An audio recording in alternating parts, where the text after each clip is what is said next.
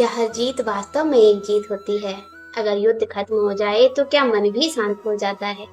कभी सोचा है, युद्ध समाप्त होने के बाद भी युधिष्ठिर प्रसन्न क्यों नहीं थे? कहते हैं जब महाभारत का युद्ध खत्म हुआ तो लोगों ने उसे अंत कहा, लेकिन कुछ कहानियां ऐसी होती हैं जिनका कभी कोई अंत नहीं होता, होता है तो बस एक उपसंहार। जी हाँ, आज मैं यहाँ काशीनाथ सिंह द्वारा लिखे हुए उनके उपन्यास उपसंहार की बात कर रही हूँ।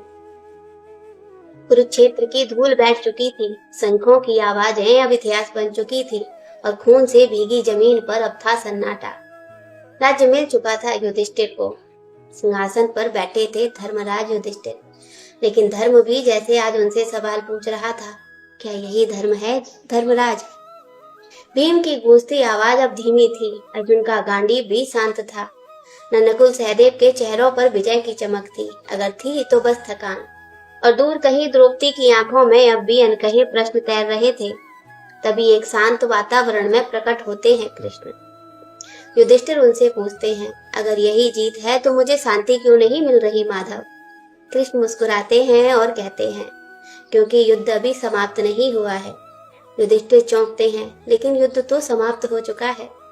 कृष्ण कहते हैं, मैदान का युद्ध खत्म हुआ है, लेकिन मन का युद्ध अभी भी बाकी है। तुमने राज्य तो जीत लिया, लेकिन खुद को नहीं जीत पाए। युधिष्ठिर की आंखों से एक आंसू गिरता है, लेकिन इस बार उसमें कोई पछतावा नहीं था, थी तो एक समझ। धीरे धीरे भीतर सब कुछ शांत होने लगता है और तभी समझ आती है कि असली शांति बाहर की जीत से नहीं बल्कि भीतर की संतुष्टि से आती है। आपको क्या लगता है कि हर समस्या का अंतिम समाधान केवल युद्ध होता है? और अगर युद्ध में हम जीत भी जाते हैं तो क्या मन की शांति हम प्राप्त कर सकते हैं? मुझे कमेंट बॉक्स में जरूर बताइएगा। धन्यवाद।